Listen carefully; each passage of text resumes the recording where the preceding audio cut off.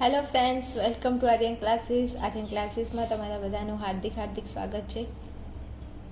વિદ્યાર્થીઓ, આપણે ધોરણ 12 તત્વજ્ઞાનમાં ચેપ્ટર 4 નિરુપાધિક સંવિધાન આપણે ભણતા હતા. એમાં આજે આપણે સંવિધાનની આકૃતિના ટોપિક ઉપર પહોંચ્યા છીએ. આગળના વિડીયો તમે ના જોયા હોય તો પ્લીઝ એકવાર જઈને જોઈ લેજો, કારણ કે તમને ચેપ્ટરમાં ત્યારે જ ખબર પડશે જ્યારે તમે વિડીયોને સ્ટેપ બાય સ્ટેપ જોશો. થિયરી તમે સ્ટેપ બાય સ્ટેપ ભણશો ત્યારે તમને આવડશે. ઓકે, ચાલો આજે આપણે વાત કરવી છે કે સંવિધાનની આકૃતિ એટલે શું. આપણે નિરુપાધિક સંવિધાન ભણીએ છીએ તો કે હા, નિરુપાધિક સંવિધાનની અંદર હવે આપણે જોવાનું છે કે નિરુપાધિક સંવિધાનની આકૃતિ એટલે શું. તો એની વ્યાખ્યા અહીંયા લખેલી છે કે સંવિધાનની આકૃતિ એટલે સંવિધાનમાં બંને આધાર વિધાનોમાં મધ્યપદે લીધેલા સ્થાન પરથી નક્કી થતું સંવિધાનનું રૂપ. વ્યાખ્યામાં ખબર પડી નહીં, ડોન્ટ વરી, સમજાવું છું. ચાલો અહીંયા ધ્યાન આપો, વ્યાખ્યામાં ધ્યાન આપશો અને અહીંયા ધ્યાન આપશો. ચલો, આ મારી જોડે એક શું છે, સંવિધાન છે. આ શું છે, સંવિધાન છે. ઓકે, તો હવે આપણે સંવિધાનની આકૃતિ જોવાની છે. તો જો સંવિધાનની આકૃતિ એટલે આટલા સુધી તો તમને આવડે. હવે અહીંયા વ્યાખ્યા આટલેથી શરૂઆત થાય છે કે સંવિધાનમાં બંને આધાર વિધાનોમાં, આ એક સંવિધાન છે, એમાં આ 1 નંબર અને આ 2, આ 1 અને આ 2, આ પહેલું ને બીજું શું છે તો કે આધાર વિધાનો છે. ઓકે, સંવિધાનમાં બંને આધાર વિધાનોમાં આ બંને આધાર વિધાનો છે, એમાં મધ્યપદે. હવે મેં તમને થિયરીમાં ભણાવ્યું હતું કે મધ્યપદ, ભાઈ વિદ્યાર્થીઓ, મધ્યપદ કઈ જગ્યાએ આવે તો કે મધ્યપદ પહેલા નંબર અને બીજા નંબરના બંને આધાર વિધાનોમાં. આ મધ્યપદ છે, મધ્યપદ આવે ક્યાં? જો આ ગરીબ મધ્યપદ છે, આ ગરીબ મધ્યપદ છે. તો ગરીબ મધ્યપદ આવે ક્યાં? બંને આધાર વિધાનોમાં. અને આ જે મધ્યપદ છે એ બંને આધાર વિધાનોમાં જે જગ્યાએ આવે છે, જો આ જગ્યા એટલે એનું સ્થાન, જો આ જગ્યાએ અહીંયા આવે છે. તો વ્યાખ્યા એવું કહેવા માંગે છે કે આખા સંવિધાનમાં આ પહેલું ને બીજું બંને આધાર વિધાનોમાં આપણું આ જે મધ્યપદ છે એ મધ્યપદે લીધેલા, મધ્યપદે જે સ્થાન લીધું છે, મતલબ મધ્યપદ આ બીજા નંબરના આધાર વિધાનમાં મધ્યપદ અહીંયા છે અને પહેલા નંબરના આધાર વિધાનમાં મધ્યપદ અહીંયા છે. તો જો પહેલા નંબરના આધાર વિધાનમાં મધ્યપદનું સ્થાન અહીંયા છે ઉદ્દેશ્યના સ્થાને, અને અહીંયા છે વિધેયના સ્થાને. જો તો બંને આધાર વિધાનોમાં મધ્યપદે લીધેલા સ્થાન અને એના પરથી નક્કી થતું કોનું રૂપ? સંવિધાનનું રૂપ, જેને કહેવાય સંવિધાનની આકૃતિ. મેં તમને સમજાવવાની કોશિશ કરી છે. ના ખબર પડે તો વિડીયોને થોડું રિવાઇઝ કરી ફરી તેમાં ધ્યાન આપી અને જોઈ લો કે આ આખું સંવિધાન છે, એમાં આ પહેલું ને બીજું આધાર વિધાન છે.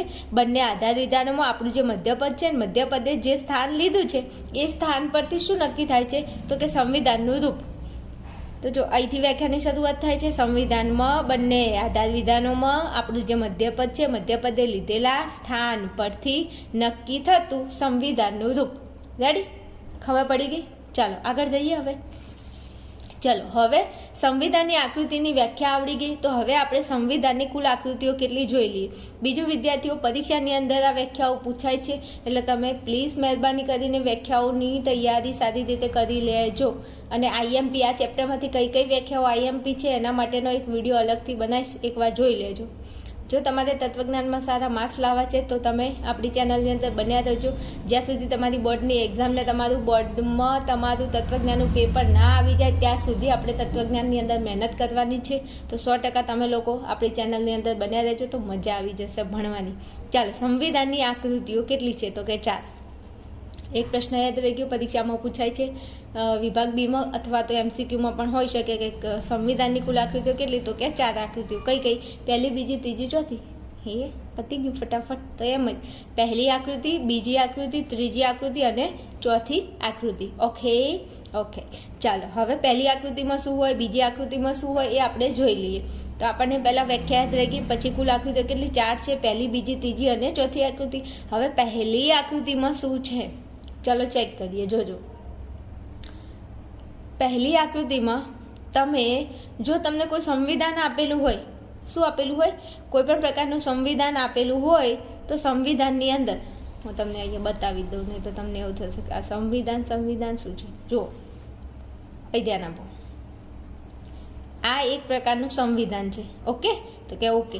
હવે તમને આવું સંવિધાન, તમે સ્વાધ્યાયની અંદર જે બીજા નંબરનો પ્રશ્ન છે જેમાં તમને કીધું છે કે આકૃતિ ભેદ અને પ્રામાણ્ય નક્કી કરો, તો એ પ્રામાણ્ય નક્કી કરવા માટે તમે જે દોષોનો ઉપયોગ કરો છો, જે આકૃતિઓ બનાવો છો, તો આકૃતિ તમે કોના આધારે બનાવશો, તો એના માટે તમારે 1 થી લઈ અને 4 આકૃતિઓ વ્યવસ્થિત ભણવી પડે. તો હાલ હું તમને પહેલી આકૃતિ ભણાવું છું. પહેલી આકૃતિ, જો આવું કોઈ પણ XYZ સંવિધાન આપ્યું હોય અને એ સંવિધાનની અંદર અહીંયા જુઓ, આ આપણું મધ્યપદ છે, આ આપણું મધ્યપદ છે, પક્ષપદ ક્યાં છે, તો આ આપણું પક્ષપદ અને આ આપણું સાધ્યપદ. હવે પક્ષપદ ઉપર ક્યાં આવે છે, તો કે અહીંયા આ પક્ષપદ છે અને સાધ્યપદ અહીંયા આ સાધ્યપદ છે. આ આપણું મધ્યપદ અને આ આપણું મધ્યપદ. તો જો અહીંયા હું સાઈડમાં જો આકૃતિ દોરવાનું કરું તો અહીંયા મધ્યપદ છે, તો મધ્યપદને હું અહીંયા લખું મ, પછી સાધ્યપદને હું લખું સા. બીજું વિદ્યાર્થીઓ, મધ્યપદને ટૂંકમાં મ લખાય, સાધ્યપદને ટૂંકમાં સા લખાય. મતલબ તમને એમ કે મધ્યપદનું પ્રતીક તો મ અને સાધ્યપદનું પ્રતીક કે તો સા. ચલો પછી શું છે પ, તો મેં અહીંયા લખ્યો પ. પછી ગરીબ, એ ગરીબ એ શું છે મધ્યપદ, તો હું અહીંયા લખું મ. ઓકે, ચલો આટલું થઈ ગયું. હવે જુઓ નીચે, નીચે એટલે આપણું ફલિત વિધાન છે. ફલિત વિધાનમાં હંમેશા પ અને સા જ હોય. મતલબ XYZ સંવિધાન હોય તો સંવિધાનમાં, ફલિત વિધાન હોય તો ફલિત વિધાનમાં પ સા જ હોય. કોણ હોય? પ સા. પશા કાકા નહીં હો, તમારી આજુબાજુમાં કોઈ વ્યક્તિ રહેતા હોય તો એમનું નામ હોય પશાભાઈ. એ પશાભાઈની વાત નથી થતી. અહીંયા પ એટલે પક્ષપદ અને સા એટલે સાધ્યપદ. આપણને ખબર છે કે સંવિધાનની અંદર ફલિત વિધાનનું જે ઉદ્દેશ્ય પદ છે એને પક્ષપદ કહેવાય અને વિધેય પદને સાધ્યપદ કહેવાય. રેડી? ચલો તો અહીંયા હું લખી દઉં પ અને સા. તો હવે જોજો, થોડું ધ્યાન આપજો. આ આપણું મ સા પ મ, આ પહેલી આકૃતિ અહીંયા આમે જે લખ્યું છે. હવે એમાં તમે શું કરશો, તો જ્યારે પણ તમારે આકૃતિ બનાવવાની હોય તો ત્યારે તમારે મધ્યપદને મધ્યપદથી જોડવાનું. જો આ આપણું મધ્યપદ છે, આ આપણું મધ્યપદ છે, તો તમે મધ્યપદને મધ્યપદથી જોડી દો. ચલો મધ્યપદ, આ મધ્યપદ, આ મધ્યપદ, મધ્યપદને મધ્યપદથી જોડી, તો કે આ જોડી દીધું. હવે મથી સાને જોડો, તો આ જોડી દીધું, અને મથી પને જોડો, તો જોડી દીધું. તો જો તમને દેખાય છે અહીંયા આકૃતિ કોની બની, અહીંયા આમ કરી અને આમ. તો ઊંધા ઝેડની આકૃતિ બની. સીધો ઝેડ આવી રીતે હોય, આ સીધો ઝેડ હોય, અને ઊંધો ઝેડ લખો તો આવી રીતે બને. તો જો આકૃતિ કોની બની છે, તો કે ઊંધા ઝેડની. તો પ્રથમ આકૃતિ મતલબ પહેલી આકૃતિ કેવી બનશે, ઊંધા ઝેડની. જો સંવિધાનમાં તમે આવી રીતે બધા પદો અહીંયા લખી દો સાઈડમાં, અને પછી તમે એમાં જો આકૃતિ બનાવવા જાઓ અને ઊંધો ઝેડ આવે તો તમે એમાં આકૃતિ કઈ લખશો, તો કે પહેલી આકૃતિ. કારણ કે તમારે સ્વાધ્યાયની અંદર જે સંવિધાનો છે એમાં તમને કહે છે કે આની આકૃતિ ભેદ અને પ્રામાણ્ય તપાસો.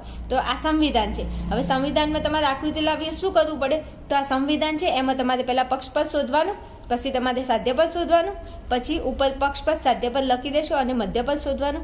હવે આ બધાને તમારે સાઈડમાં બાર લખી દેવાનું. લખ્યા પછી તમારે મધ્યપદને મધ્યપદથી જોડી દેવાનું. પછી તમારે જે પદ હોય બાકી રહી ગયા હોય એમને જોડી દેશો, તો કે હા.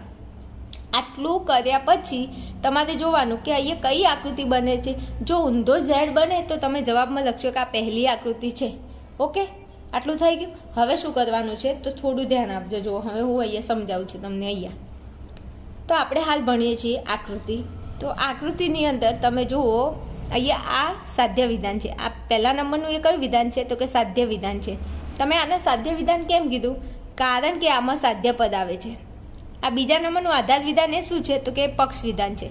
તમે આ બીજા નંબરના આધાર વિધાનને પક્ષ વિધાન કેમ કીધું, કારણ કે એમાં પક્ષપદ આવે છે. ઓકે, તો કે હા ઓકે. હવે સાધ્ય વિધાનમાં અને પક્ષ વિધાનમાં આપણે શું જોવાનું છે, તો કે મધ્યપદનું સ્થાન જોવાનું છે. કોનું? મધ્યપદનું સ્થાન. તો તમે અહીંયા જોજો, આ પહેલા નંબરનું આપણું સાધ્ય વિધાન છે. આ સાધ્ય વિધાનમાં મધ્યપદ કઈ જગ્યાએ છે, તો કે ઉદ્દેશ્યના સ્થાને. આ પહેલું સ્થાન હોય ઉદ્દેશ્યનું હોય, અને બીજું સ્થાન હોય એ વિધેયનું હોય. તમારે હંમેશા યાદ રાખવાનું. તો જો આ પહેલું સ્થાન છે એ ઉદ્દેશ્યનું છે, અને બીજું સ્થાન છે એ વિધેયનું છે.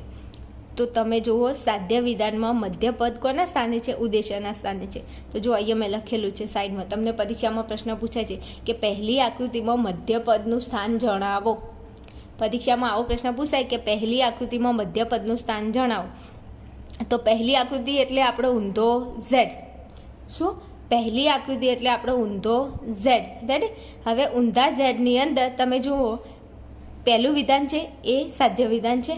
સાધ્ય વિધાનમાં આ મધ્યપદ કોના સ્થાને છે? તો કે ઉદ્દેશ્યના સ્થાને. તો અહીંયા મેં લખ્યું છે જુઓ, તો કે પહેલી આકૃતિમાં મધ્યપદ સાધ્ય વિધાનમાં કોના સ્થાને? ઉદ્દેશ્યના સ્થાને.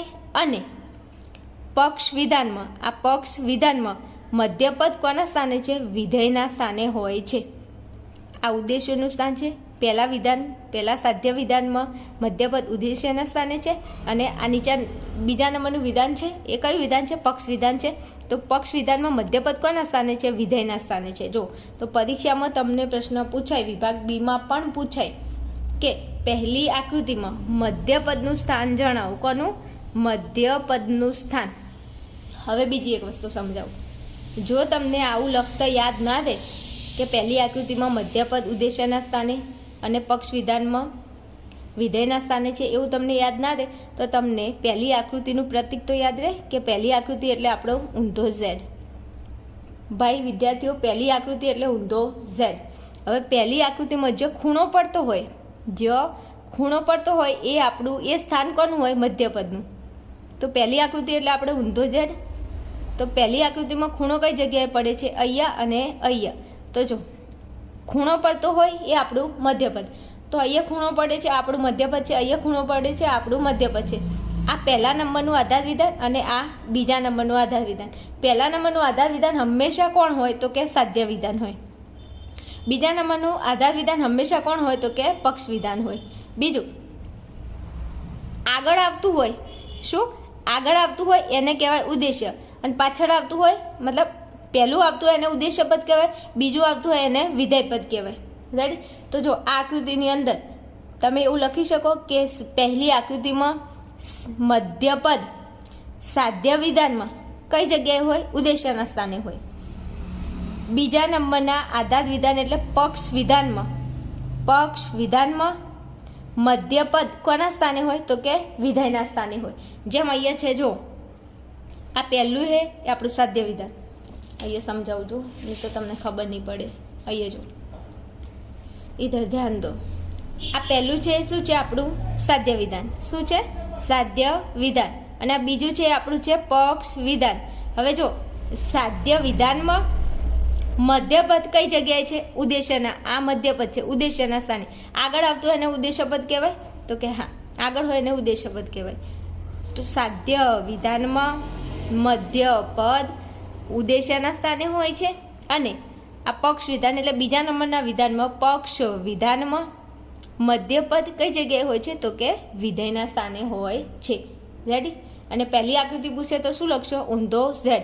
ઊંધો ઝેડ એ આપણી પહેલી આકૃતિ. પહેલી આકૃતિ હશે તો એમાં આકૃતિ કેવી બનશે? ઊંધા ઝેડની આકૃતિ બનશે. ઓકે, ચાલો હવે બીજી આકૃતિ જોઈ લઈએ. તો આ છે આપણી બીજી આકૃતિ.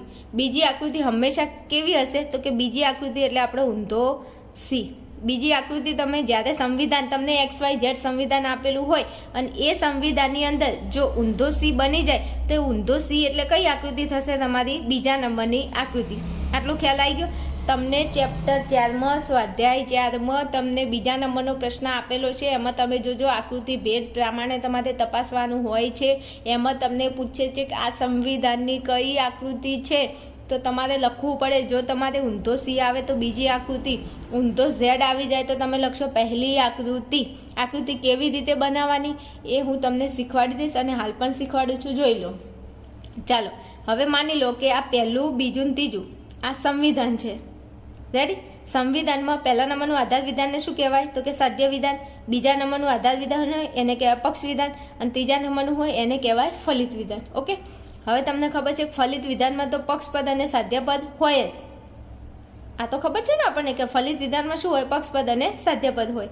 પણ જો બીજી આકૃતિ બનતી હશે સંવિધાનમાં, જો બીજી આકૃતિ બનતી હશે તો એ સંવિધાનની અંદર મધ્યપદ ક્યાં હશે? અહીંયા. કઈ જગ્યાએ હશે? વિધેયના સ્થાને. અને પક્ષ વિધાનમાં મધ્યપદ કોની સ્થાને હશે? તો કે વિધેયના સ્થાને. જો બંને એક જ જગ્યાએ છે. જો અહીંયા લખવાનું પહેલા સા પછી મ પ મ. આ તમારે લખવાનું નથી, એ તમને સંવિધાન આપેલું છે. અને સંવિધાન મતલબ આવી તમને આવું સંવિધાન આપેલું હશે એમાંથી તમારે જોઈ લેવાનું પક્ષપદ ક્યાં છે, સાધ્યપદ ક્યાં છે, પક્ષપદ ક્યાં છે, સાધ્યપદ ક્યાં છે, મધ્યપદ ક્યાં છે એ જોઈ અને પછી તમારે એને બારું કાઢી લેવાનું, મતલબ બહાર ખેંચીને કાઢી લેવાનું. અને પછી તમારે મધ્યપદને મધ્યપદથી જોડવાનું. શું કરવાનું? મધ્યપદને મધ્યપદથી જોડી અને પછી જે બાકી રહી જાય એ લાઈન જોડી અને તમારે આકૃતિ બનાવવાની. જો ઊંધો ઝેડ બને તો બીજી આકૃતિ જવાબ આવે. જો ઊંધો સી આવી રીતે આકૃતિ બને, ઊંધો સી આકૃતિ બને તો જવાબ આવે બીજી આકૃતિ. રેડી? આટલું થાય આપણાથી? થાય. હવે જો બીજી આકૃતિ, આ ઊંધો શું છે? ઊંધો સી. બીજી આકૃતિ એટલે ઊંધો સી. હવે મેં તમને કીધું કે જે જગ્યાએ ખૂણો પડતો હોય તે જગ્યાએ આપણું શું હોય? મધ્યપદ. એટલે મતલબ આ મધ્યપદ હશે, આ મધ્યપદ હશે. હવે જો આગળ હોય એને ઉદ્દેશ્ય કહેવાય, આગળ હોય એને ઉદ્દેશ્ય કહેવાય અને બીજા નંબરનું હોય એને કહેવાય વિધેય. તો જો આ આકૃતિ કઈ? બીજી આકૃતિ એટલે ઊંધો સી. ઓકે. હવે ઊંધા સીની અંદર ખૂણો અહીંયા પડે છે, ખૂણો અહીંયા પડે. જ્યાં ખૂણો પડે એને કહેવાય મધ્યપદ. કહેવાય? તો કે કહેવાય મધ્યપદ. તો બીજી આકૃતિમાં મધ્યપદનું સ્થાન જણાવો આવું તમને પૂછે તો બીજી આકૃતિમાં મધ્યપદનું સ્થાન કઈ જગ્યાએ છે? તો કે વિધેયના સ્થાને. સાધ્ય વિધાનમાં વિધેયના સ્થાને અને પક્ષ વિધાનમાં વિધેયના સ્થાને. જે મેં અહીંયા લખેલું છે જુઓ તમે થોડું ધ્યાનથી જો. તો કે બીજી આકૃતિમાં મધ્યપદનું સ્થાન બંને આધાર વિધાનોમાં, મતલબ સાધ્ય વિધાન અને પક્ષ વિધાન આ બંને શું છે? આધાર વિધાનો. તો આ સાધ્ય વિધાન અને પક્ષ વિધાન તો બંને આધાર વિધાનોમાં મધ્યપદનું સ્થાન કઈ જગ્યાએ હોય છે? વિધેયના સ્થાને. વિધેય મતલબ જો મેં એવું કીધું કે પહેલો ખૂણો હોય એને કહેવાય ઉદ્દેશ્ય પદ. બીજો ખૂણો હોય એને કહેવાય વિધેય. ઓકે. તો હવે જો અહીંયા ખૂણે કોઈ જગ્યાએ ખૂણો પડે છે? ના, ખૂણો અહીંયા પડે છે, અહીંયા બને છે. જો જે ખૂણો હશે એ તમારું મધ્યપદ હશે. જ્યાં ખૂણો આકૃતિની અંદર જે જગ્યાએ ખૂણો પડે એ તમારું મધ્યપદ. અને જો અહીંયા ખૂણો પડે છે તો આ બીજા નંબરનો ખૂણો કોનો છે? વિધેયનો. તો તમે એવું લખી શકો કે બીજી આકૃતિમાં મધ્યપદ બંને આધાર વિધાનોમાં ક્યાં હોય છે? વિધેયના સ્થાને હોય છે. રેડી? આટલું થાય.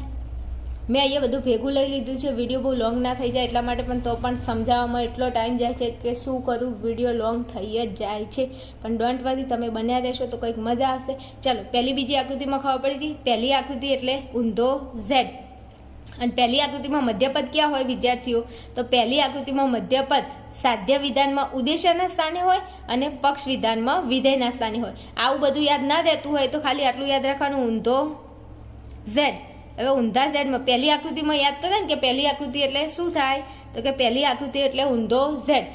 પહેલી આકૃતિ પૂછે તો ઊંધો ઝેડ. અને પહેલી આકૃતિમાં તમને મધ્યપદ પૂછે તો મધ્યપદ કેવી રીતે લખશો? તો જે જગ્યાએ ખૂણો પડે એ તમારું મધ્યપદ. હવે જો આ પહેલા નંબરનું આધાર વિધાન છે એમાં મધ્યપદ કઈ જગ્યાએ આવ્યું? ઉદ્દેશ્યના સ્થાને. બીજા નંબરમાં વિધેયના સ્થાને. તો લખી શકો ને કે પહેલી આકૃતિમાં મધ્યપદ ઉદ્દેશ્યના સ્થાને, સાધ્ય વિધાનમાં ઉદ્દેશ્યના સ્થાને અને પક્ષ વિધાનમાં વિધેયના સ્થાને. આ યાદ ના રહેતું હોય તો બસ આકૃતિ યાદ રાખો તો યાદ રહી જશે. બીજી આકૃતિમાં આકૃતિ કેવી બનશે? તો કે ઊંધો સી. અને ઊંધા સીની અંદર જે ખૂણો પડતો હોય એ મધ્યપદ. બીજી આકૃતિમાં મધ્યપદનું સ્થાન પૂછે તો શું લખશો? તો કે બીજી આકૃતિમાં મધ્યપદનું સ્થાન જે ખૂણો પડતો હોય ત્યાં. હવે અહીંયા ખૂણો પડે છે તો આ વિધેયની જગ્યા કહેવાય, આ વિધેયની જગ્યા કહેવાય. રેડી? તો જો બંને આધાર વિધાનોમાં વિધેયના સ્થાને હોય છે કોણ? મધ્યપદ. તો તમારે અહીંયા બે વસ્તુ ભણવાનું છે કે આકૃતિ કેવી બને. તો પહેલી આકૃતિ ઊંધો ઝેડ, બીજી આકૃતિ ઊંધો સી. પહેલી આકૃતિમાં મધ્યપદ કઈ જગ્યાએ હોય, બીજી આકૃતિમાં મધ્યપદ કઈ જગ્યાએ હોય. આકૃતિ યાદ રહે તો એના ખૂણા જોઈ લેવાના. આગળનો ખૂણો હશે ઉદ્દેશ્ય હશે અને બીજો ખૂણો હશે વિધેય હશે. ઓકે. ચાલો વિદ્યાર્થીઓ, ત્રીજી આકૃતિ જોઈ લઈએ. તો ત્રીજી આકૃતિ કેવી બનશે? તો ત્રીજી આકૃતિ બનશે આપણો સીધો સી. તમે ખાલી આકૃતિ યાદ રાખો એટલે તમને મધ્યપદ કઈ જગ્યાએ છે યાદ રહી જશે.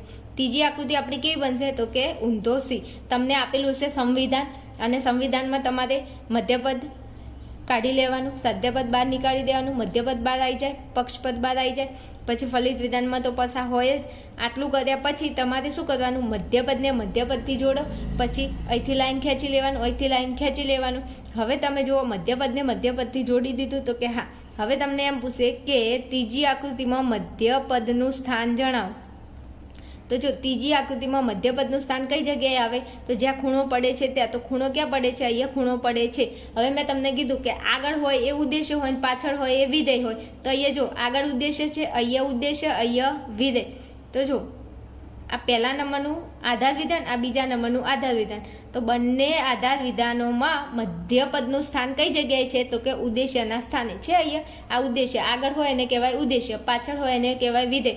તો આગળ છે ઉદ્દેશ્ય, તો બંને પહેલું અને બીજું બંને વિધાનોમાં, મતલબ જો સાધ્ય વિધાન અને પક્ષ વિધાન, આ સાધ્ય વિધાન પક્ષ વિધાનને શું કહેવાય તો કે આધાર વિધાન કહેવાય.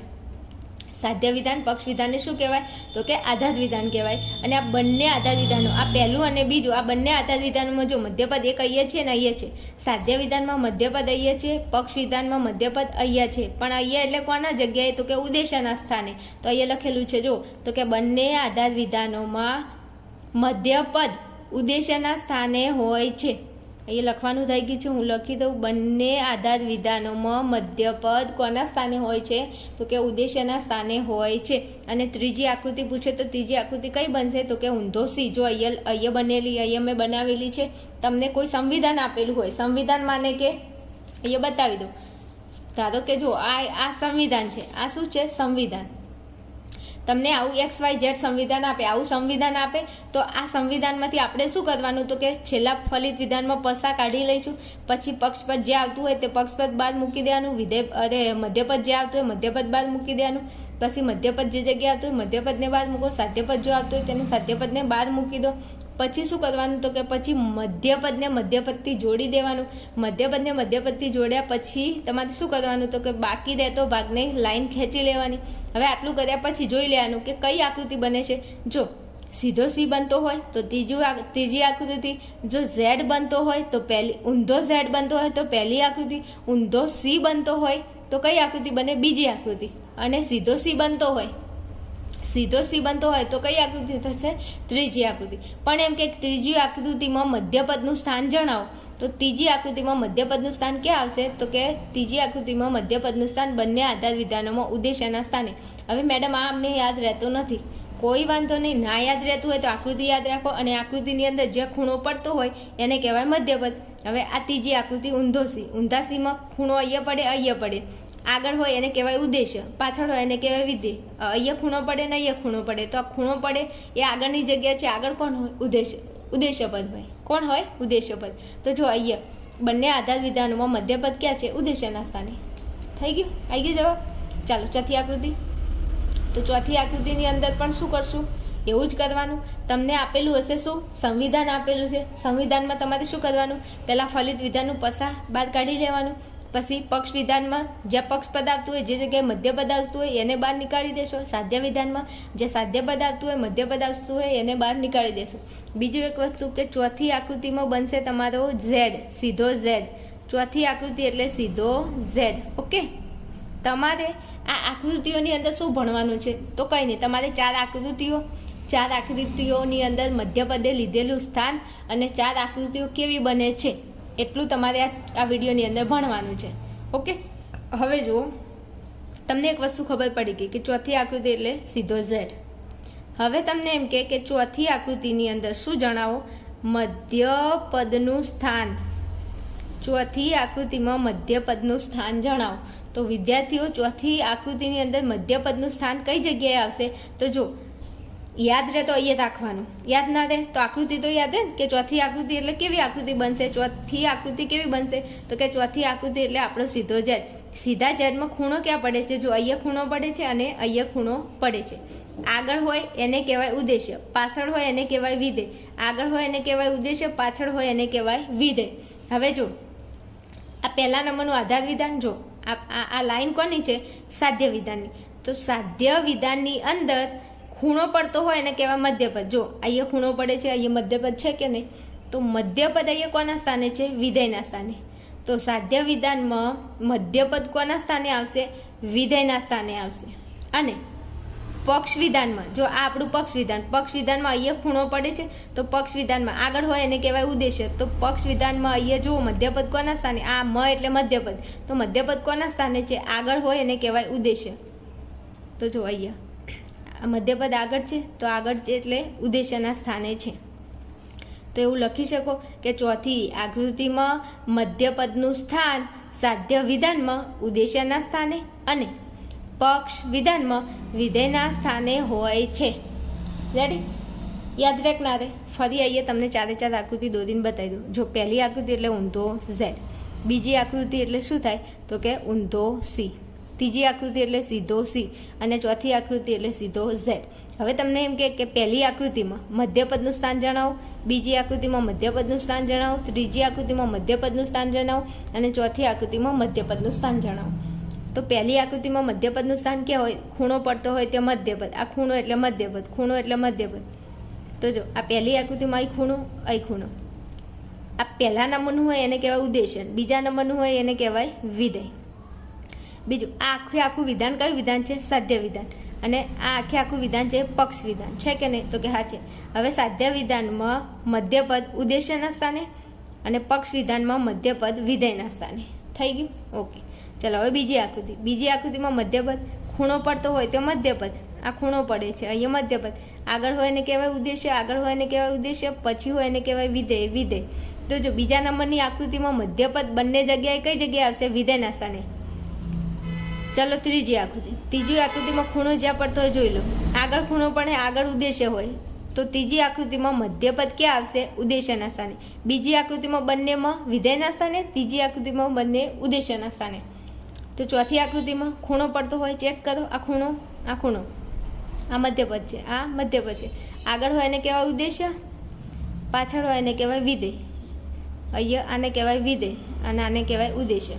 તો જો પહેલા નંબરના આધાર વિધાનમાં મતલબ સાધ્ય વિધાનમાં મધ્યપદ કઈ જગ્યાએ આવે છે? વિધેયના સ્થાને. આ જો આ વિધેયનું સ્થાન છે. અને અહીંયા પક્ષ વિધાનમાં ઉદ્દેશ્ય પદના સ્થાને. મધ્યપદ કોના સ્થાને આવશે? ઉદ્દેશ્ય પદના સ્થાને. રેડી? આમ તમને એવું લાગશે કે આ બહુ ટફ છે, પણ બિલકુલ ટફ નથી. આકૃતિઓ યાદ રહે તો આકૃતિના ખૂણા તપાસી લેવાના. ખૂણામાં આગળનો ખૂણો હોય એને કહેવાય ઉદ્દેશ્ય અને પાછળના ખૂણાને કહેવાય વિધેય. આગળના ખૂણે ખૂણો પડતો હોય તો ઉદ્દેશ્ય પદના સ્થાને આવે, પાછળ ખૂણો પડતો હોય તો વિધેયના સ્થાને આવે. ઓકે, આ હતી સંવિધાનની આકૃતિ. હવે આપણે સંવિધાનનો ભેદ જોઈ લઈએ. અને ભેદ એક નાનકડો ટોપિક છે અને વ્યાખ્યા પણ તમને આવડી જાય એવી છે. ઓકે, ચાલો થોડું ધ્યાન આપશો. તો કે સંવિધાનનો ભેદ એટલે શું? તો અહીંયા વ્યાખ્યા જોઈએ. સંવિધાનમાં આવતા ત્રણેય નિરુપાધિક વિધાનોના પ્રકાર અને ક્રમને આધારે નક્કી થતું સંવિધાનનું રૂપ એને કહેવાય ભેદ. ના ખબર પડી વ્યાખ્યામાં? ડોન્ટ વરી, સમજાવું છું. જો સંવિધાનનો ભેદ જોજો વ્યાખ્યા બરોબર. તો આ એક સંવિધાન છે. આ આખું શું છે વિદ્યાર્થીઓ? સંવિધાન છે. ઓકે કે ઓકે. હવે સંવિધાનમાં આવતા ત્રણેય નિરુપાધિક વિધાનો, આ 1, 2 અને 3. તો શું કીધું? આ ત્રણેય 1, 2 અને 3 આ ત્રણેય શું છે? નિરુપાધિક વિધાનો છે. ઓકે, તો આ 1, 2 અને 3 ત્રણેય નિરુપાધિક વિધાનોના પ્રકાર શું કીધા છે? પ્રકાર. તો પ્રકાર એટલે કયા કયા? તો પ્રકાર એટલે જો સર્વ છે, કોઈ પણ નથી અને કોઈ પણ નથી. તો આના આધારે તમે શું નક્કી કરી શકો? આ વિધાનનો પ્રકાર. પ્રકાર અમારે કેવી રીતે નક્કી કરો? વિદ્યાર્થીઓને આ નથી આવડતું એટલે ભેદમાં તકલીફ પડે છે. જોજો અહીંયા મેં આ એક કોઠો લઈને રાખ્યો છે ને? હા છે. હવે આ કોઠાની અંદર તમે જુઓ, અહીંયા તમને આપેલું છે. અહીંયા જુઓ, સર્વ છે. જો સંવિધાનમાં જે વિધાનમાં સર્વ છે એ આપેલું હોય, સર્વ છે એ આપેલું હોય તો એ વિધાનનો ભેદ થાય. હા, તમે જોજો, સર્વ છે એવું આખા સંવિધાનમાં કયા વિધાનની અંદર છે? તો જો સર્વ છે, સર્વ છે. તો આ સર્વ છે એ વિધાનનો ભેદ તમે શું કહેશો? હા કહેશો. શું કહેશો? હા. તો આ પહેલા નંબરનું જે વિધાન છે એનો ભેદ થઈ જાય. હા. અને આ સર્વ છે એ કયું વિધાન છે? સર્વદેશી વિધાન. આ વિધાનનો પ્રકાર છે. તો આ સર્વ છે એના લીધે વિધાનનો પ્રકાર નક્કી થાય. અને આ પ્રકારના આધારે તમે જે અહીંયા લાવો છો ગુજરાતી પ્રતીક, તો ગુજરાતી જે પ્રતીક તમે અહીંયા મૂકો છો એને જ કહેવાય ભેદ. શું કહેવાય? ભેદ. તો જો સર્વ છે, તો સર્વ છે એની આગળ કયું વિધાન છે? હા છે. તો કે હા. તો આ સર્વ છેનો ભેદ શું થાય? હા. પછી જુઓ, અહીંયા છે કોઈ પણ નથી, તો કોઈ પણ નથી કઈ જગ્યાએ છે? તો આ રહ્યું કોઈ પણ નથી. આવી ગયું. હવે કોઈ પણ નથી એ વિધાન કયું છે? સર્વદેશી નિષેધવાચક. તો સર્વદેશી નિષેધવાચકનું પ્રતીક શું થાય? ના થાય. તો તમારે કોઈ લખવું પડે ના. થઈ ગયું ના? તો કે હા થઈ. ચલો પછી છે કોઈ પણ નથી.